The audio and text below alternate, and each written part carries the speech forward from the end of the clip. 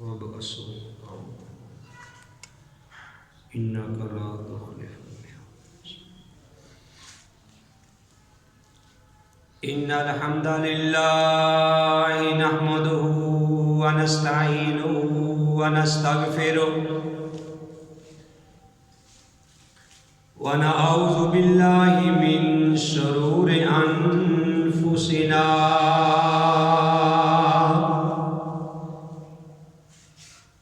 ومن سيئات أعمالنا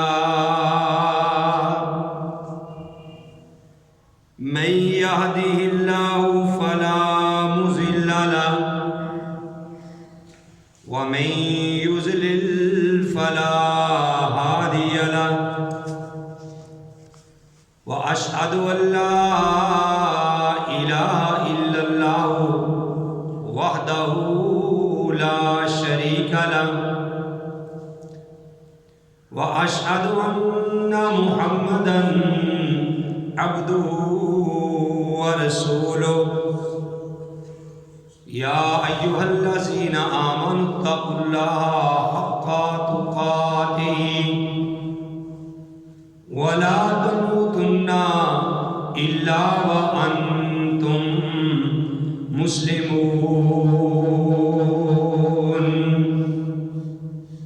يا أيها الناس اتقوا ربكم الذي خلقكم من نفس واحدة وخلق منها زوجها وبث منهما رجالا كثيرا ونساء واتقوا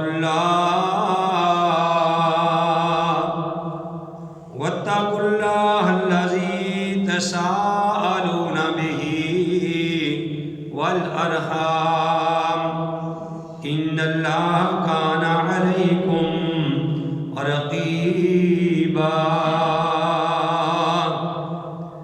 يا أيها الذين آمنوا اتقوا الله وقولوا قولا سديدا يصلح لكم أعمالكم ويغفر لكم ذنوبكم ومن يطع الله ورسوله فقد فاز فوزا عظيما.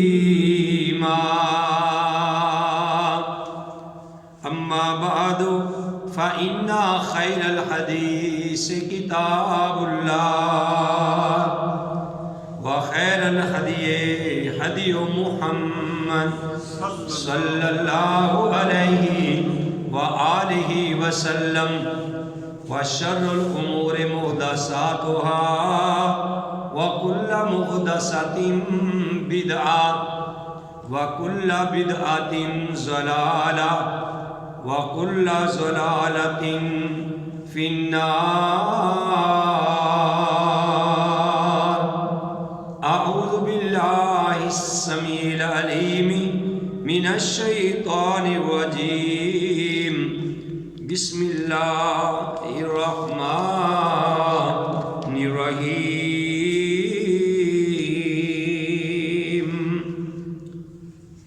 ألف لام ميم ذلك الكتاب لا ريب فيه هدى للمتقين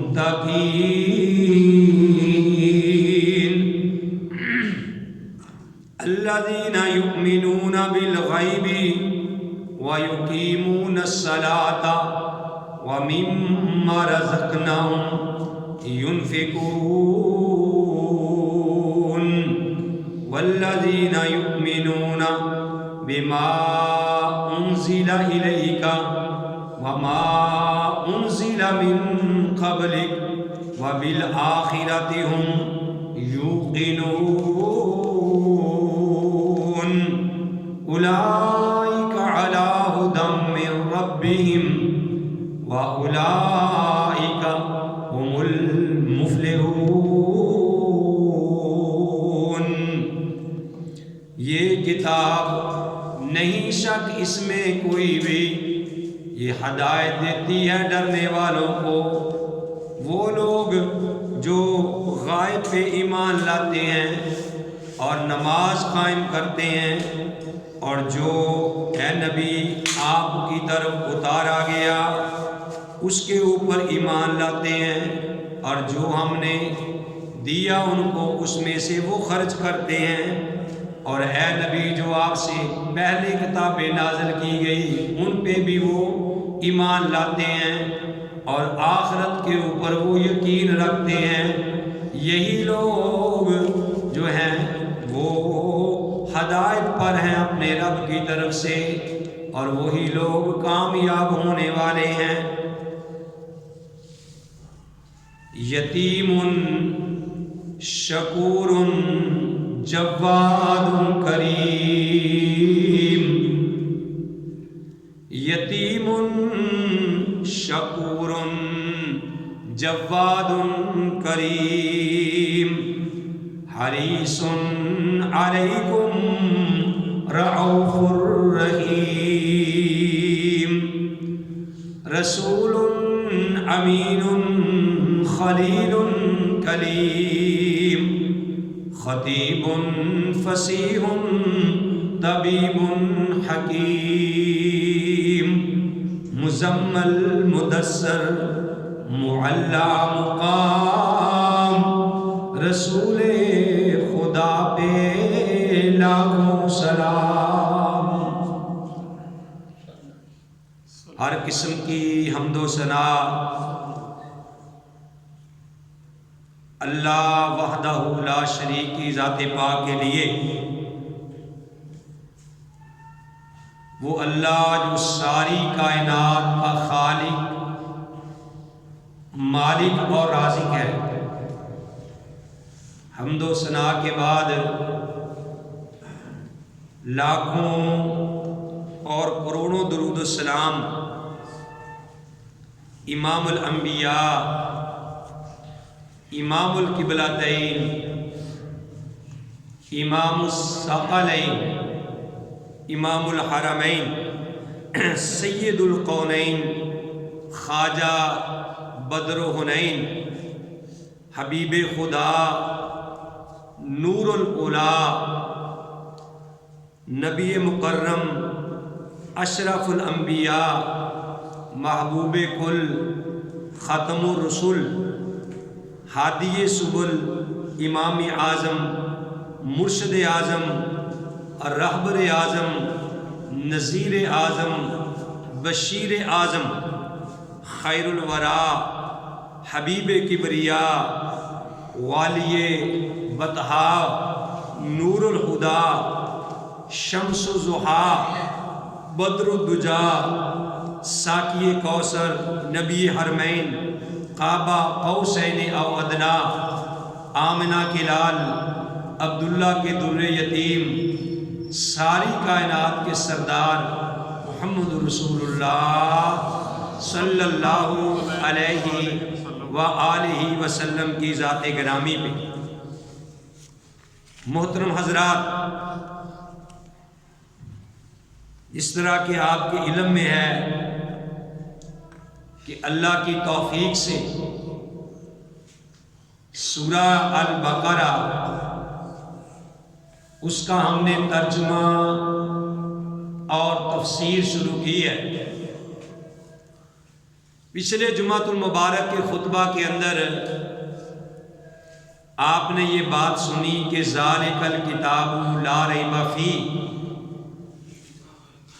کہ یہ جو اللہ کا قرآن ہے یہ ایک ایسی کتاب ہے کہ اس میں کسی قسم کا شک و شبہ نہیں ہے، اور فرمایا ھدی للمتقین، یہ کتاب ان کو ہدایت دیتی ہے جو ڈرنے والے ہیں۔ صاف بات ہے میرے بھائیوں کہ جو ڈرنے والا ہے، جو اپنے دل کے اندر ڈر رکھتا ہے، یہ کتاب اس کی رہنمائی کرتی ہے، اسی کو ہی فائدہ دیتی ہے۔ اب یہ ڈرنے والے کون ہیں؟ یہ بھی اللہ احکم الحاکمین نے فرما دیا۔ پچھلے جمعۃ المبارک کے خطبہ کے اندر آپ کے سامنے یہ بات رکھی تھی کہ الذین یؤمنون بالغیب، کہ ڈرنے والے وہ لوگ ہیں، یہ کتاب ان کو ہدایت دیتی ہے جو غائب کے اوپر ایمان لاتے ہیں، غائب کے اوپر ایمان لاتے ہیں، وَيُقِيمُونَ الصَّلَاةَ، اور نماز وہ قائم کرتے ہیں، نماز قائم کرتے ہیں، وَمِمَّا رَزَقْنَاهُمْ، اور جو کچھ ہم نے ان کو دیا ہمارے دیے ہوئے میں سے ہی ينفقون، وہ خرچ کرتے ہیں۔ اور فرمایا والذین یؤمنون، اور وہ لوگ جو ایمان لاتے ہیں بما انزل الیک، اے نبی جو کچھ بھی آپ کی طرف اتارا گیا، وہ چاہے قرآن کے ذریعے ہو، چاہے آپ کا فرمان ہو، اس کے اوپر وہ ایمان لاتے ہیں۔ اور صرف اسی کے اوپر ایمان نہیں لاتے، والذین یؤمنون بما انزل الیک وما انزل من قبل، جو آپ سے پہلے کتابیں نازل کی گئی ہیں، تورات ہے، انجیل ہے، زبور ہے، صحف ابراہیم ہے، صحف ابراہیم و موسیٰ ہے،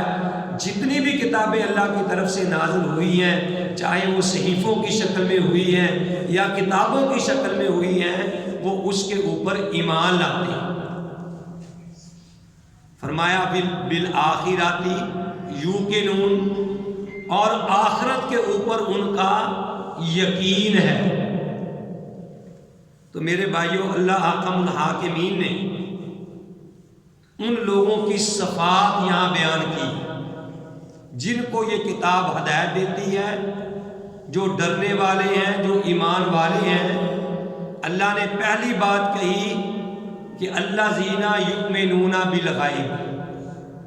کہ وہ غائب کے اوپر ایمان لاتے ہیں،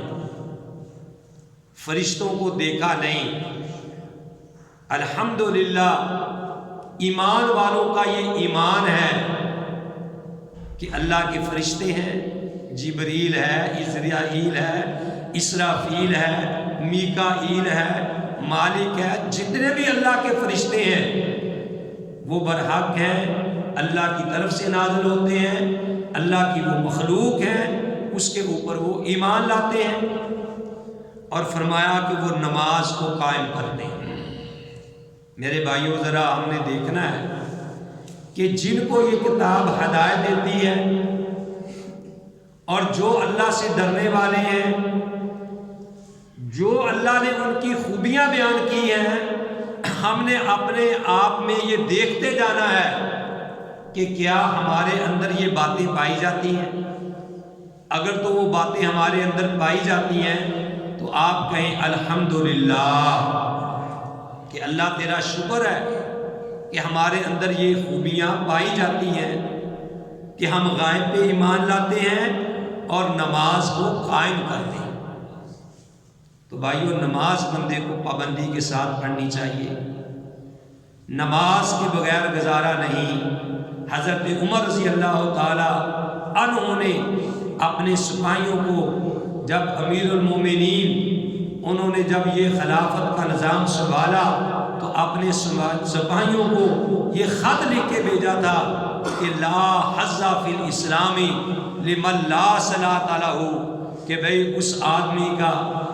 اسلام کے اندر کوئی حصہ نہیں ہے جو بندہ نماز نہیں پڑھتا ہے۔ ہمیں نماز پڑھنی چاہیے، 5 وقت نماز پڑھنی چاہیے۔ اللہ توفیق عطا فرمائے تو جماعت کے ساتھ نماز ادا کرنی چاہیے۔ اگر مسجد دور ہو، کوئی شرعی عذر ہو، تو شرعی عذر کی بنا کے اوپر بندہ اپنے کارخانے میں بھی جماعت کروا سکتا ہے، اپنے گھر میں بھی جماعت کروا سکتا ہے۔ نماز بندے کو ادا کرنی چاہیے۔ نماز کے بغیر بندہ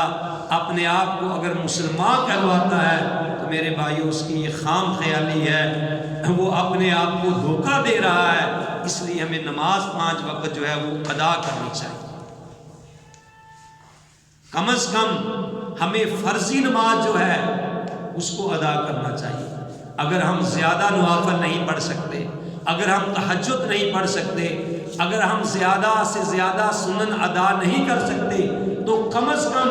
ہمیں فرائض جو ہے وہ انجام دینے چاہیے، فرائض سر انجام دینے چاہیے، فرائض کی پابندی کرنی چاہیے۔ اور یہ میرے اللہ کی توفیق سے ہے کہ اگر کوئی اللہ کسی کو فرائض کے بعد اللہ نوافل کی بھی توفیق دے دیتا ہے، اس کو سنتوں کی بھی توفیق دے دیتا ہے، یہ میرے اللہ احکم الحاکمین کا اس کے اوپر بہت بڑا احسان ہے۔ ورنہ میرے بھائیوں کم از کم بندے کو فرائض کی پابندی کرنی چاہیے۔ پیارے نبی علیہ الصلوۃ والسلام بیٹھے ہوئے تھے، حضرت علقمہ غالباً کہتے ہیں رضی اللہ تعالیٰ عنہ، صحابی رسول فرماتے ہیں کہ ہم بیٹھے تھے، ایک بدوی آدمی آیا، بال اس کے بکھرے ہوئے تھے، ہمیں تو اس کی سمجھ بھی نہیں آ رہی تھی کہ وہ نبی علیہ الصلوۃ والسلام سے کیا بن بن کر رہا ہے، جیسے شہد کی مکھیاں بن بن کرتی ہیں ایسے اس کی آواز تھی، ایسے وہ نبی علیہ السلام سے بات کر رہا تھا۔ کہنے لگا بھئی یا رسول اللہ صلی اللہ علیہ وسلم مجھے دین کے بارے میں کچھ مسائل بتلا دے جس پہ میں عمل کر کے کامیاب ہو جاؤں۔ پیارے نبی علیہ الصلوۃ والسلام نے فرمایا کہ بھئی تو رمضان کے جو فرائض روزے ہیں وہ تو نے رکھنے ہیں، سال کے بعد جو 1 مہینے کے روزے ہیں وہ تو نے رکھنے ہیں جو فرض روزے ہیں، باقی اب وہ تیری مرضی ہے،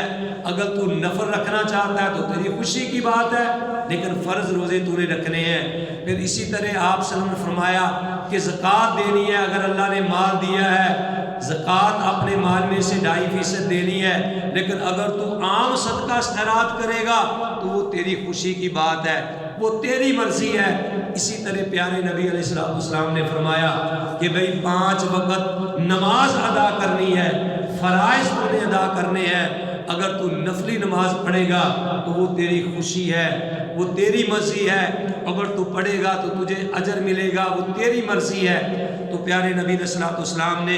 5 وقت نماز پڑھنے کا اس کو کہا، رمضان کے روزے رکھنے کا کہا، اور اسی طرح پھر زکوٰۃ دینے کے بارے میں کہا کہ اگر اللہ نے مال دیا ہے تو انہیں زکوٰۃ دینی ہے۔ تو نبی علیہ الصلوۃ والسلام نے چیدہ باتیں اس کو بتائی، تو وہ جانتے وقت کہنے لگا کہ اللہ کی قسم نہ میں اس میں زیادتی کروں گا اور نہ اس میں کمی کروں گا۔ یہ بات کہہ کے چلا گیا۔ پیارے نبی علیہ السلام نے اپنے ساتھیوں کو بتایا کہ اے میرے صحابہ، اگر اس نے یہ بات سچی کہی ہے، اسی بات پہ ڈٹا رہا تو یہ کامیاب ہو گیا، یہ جنت حاصل کر گیا، یہ کامیاب ہو گیا۔ اللہ نے فرمایا کہ وَيُقِيمُونَ الصَّلَاةَ، وہ نماز قائم کرتے ہیں، وَمِمَّا رَزَقْنَاهُمْ يُنْفِقُونَ، اور جو اللہ نے ان کو دیا اس میں سے خرچ بھی کرتے ہیں۔ کئیوں کو اللہ مال دے کے آزماتا ہے، کئیوں سے اللہ مال لے کے آزماتا ہے۔ میرے بھائیوں دیکھا گیا ہے کہ ہم نے یہ دیکھا، خود مشاہدہ کیا ہے کہ بڑے بڑے لوگوں کے پاس بڑا بڑا مال ہوتا ہے، ان کے محل ہیں، کوٹھیاں ہیں، بلڈنگیں ہیں، ان کے پاس کاروبار ہیں، پراپرٹی ہے، جناب پلاٹ خرید کے رکھے ہوئے ہیں، اور اسی آدمی کی اپنی سگی بہن ہے، اس کا اپنا سگا بھائی ہے، اپنے رشتہ دار عزیز و اقارب ہیں، وہ بیچارے کرائے پہ رہ رہے ہیں، کسی کی چھت نہیں ہے، کسی کا مکان گرنے کو ہے، تو یہ آدمی اپنی پراپرٹیاں بنائی جا رہا ہے، اپنے پلاٹ خریدی جا رہا ہے، اور اس کو اپنے حقیقی بھائی کا علم نہیں ہے، اس کو اپنی حقیقی بہن کا علم نہیں ہے۔ تو میرے بھائیو اللہ کے ہاں یہ مارا جائے گا۔ ہمارے پاس تو میسر نہیں جلانے کے لیے مٹی کا دیا، گھر پیر کا ہے، کمکموں سے سجا ہوگا۔ وہ کیسا پیر ہے کہ جس کا مرید بھوکا مر رہا ہے، تو میرے بھائیو وہ خود جناب پیر کے مرید کے گھر میں دیا بھی جلانے کے لیے مٹی کا نہیں ہے، اور پیر کے گھر میں 5-5 واٹ کے 1000 واٹ کے بلب لگے ہوئے ہیں، تو وہ کیسا پیر ہے؟ تو اللہ نے فرمایا وَمِمَّا رَزَقْنَاهُمْ يُنْفِقُونَ، جو ہم نے دیا اس میں سے وہ خرچ بھی کرتے ہیں۔ تو میرے بھائیوں یہ بھی اپنے اندر شوق پیدا کرو۔ پیارے نبی علیہ السلام نے فرمایا یبن آدم انفق علیکا، او کما قال، کہ تو خرچ کر، تیرے اوپر بھی خرچ کیا جائے گا۔ میرے بھائیوں، جو بندہ چاہتا ہے کہ اللہ مجھے مال میں میرے میں برکت کر دے، جو بندہ چاہتا ہے کہ غیب کے خزانوں سے میرے پاس مال آئے، وہ تجربہ کر کے دیکھے، وہ اللہ کی رضا کے لیے جتنی بھی توفیق ہے، 10 20 50 1000 100 جتنی بھی توفیق دی ہے، وہ اللہ کی رضا کے لیے، کسی کو پتہ بھی نہ چلے، کسی غریب کو، مسکین کو، فقیر کو دیکھ کے اللہ کے فضل و کرم سے 10 گنا اور اس سے بھی زیادہ اللہ احکم الحاکمین اس بندے کو فوراً ادا کر دیتے ہیں۔ بندے کے وہم و گمان میں بھی نہیں ہوتا۔ بندہ یہ تجربہ کر کے دیکھ لے، اپنے اندر یہ شوق پیدا کر کے دیکھ لے، ایسی جگہ سے اللہ احکم الحاکمین اس کے لیے رزق کا سبب بنائیں گے، اس کے وہم و گمان میں بھی نہیں ہوگا۔ اس لیے ہمیں اللہ کی راہ میں خرچ کرنے کا شوق پیدا کرنا چاہیے، اپنے بچوں کے اندر یہ شوق پیدا کرنا چاہیے۔ جتنی بھی اللہ نے توفیق دی ہے، چاہے 5 روپے ہی روزانہ خرچ اللہ کی راہ میں دو، چاہے 10 روپے، جتنی بھی اللہ نے توفیق دی ہے، اور اپنی وسعت کے مطابق جو ہے وہ خرچ کرنا چاہیے۔ اللہ فرماتے ہیں وَيُقِيمُونَ الصَّلَاةَ، ایمان والوں کی کیا علامتیں ہیں، جن کو یہ کتاب ہدایت دیتی ہے، ان کی کیا خوبیاں ہیں؟ الَّذِينَ يُقِيمُونَ الصَّلَاةَ، وہ نماز قائم کرتے ہیں، وَمِمَّا رَزَقْنَاهُمْ، اور جو کچھ ہم نے دیا، يُنْفِقُونَ، اس میں سے وہ خرچ کرتے ہیں، وَالَّذِينَ يُؤْمِنُونَ بِمَا أُنزِلَ إِلَيْكَ، اور جو اے نبی ہم نے تیری طرف اتارا، چاہے وہ قرآن کی شکل میں ہے، چاہے حدیث کی شکل میں ہے، کیونکہ حدیث جو ہے وہ بھی اللہ کی طرف سے ہے، اس لیے کہ اللہ نے قرآن میں کہا ہے کہ وَمَا يَنطِقُ عَنِ الْهَوَىٰ إِنْ هُوَ إِلَّا وَحْيٌ يُوحَىٰ۔ قرآن اور حدیث میں فرق یہ ہے کہ جس کی تلاوت کی جائے اس کو ہم قرآن کہتے ہیں، اور جس کی تلاوت نہ کی جائے اس کو ہم حدیث کہتے ہیں، کیونکہ پیارے نبی علیہ السلام اپنی مرضی سے تو بولتے نہیں جب تک اللہ کی طرف سے وحی نازل نہیں ہوتی۔ تو آگے فرمایا وَمَا أُنزِلَ مِن قَبْلِكَ، اور جو آپ سے پہلے نازل کیا گیا اس کے اوپر بھی وہ ایمان لاتے ہیں، وَبِالْآخِرَةِ هُمْ يُوقِنُونَ، اللہ فرماتے ہیں کہ آخرت کے اوپر ان کا یقین ہے۔ ایک تو یہ ہے ہاں جی آخرت آنی ہے، جی سانوں بھی پتہ آخرت آنی ہے، بندے کو یقین ہو۔ میرے بھائیوں، صرف اور صرف بندے کی اصلاح کرنے کے لیے، بندے کی زندگی کا موڑ موڑنے والی صرف ایک ہی چیز ہے، وہ فکر آخرت ہے۔ اس لیے اللہ کہتے ہیں من خاف مقام ربہ جنتان، کہ جو اپنے رب کے سامنے کھڑا ہونے سے ڈر گیا،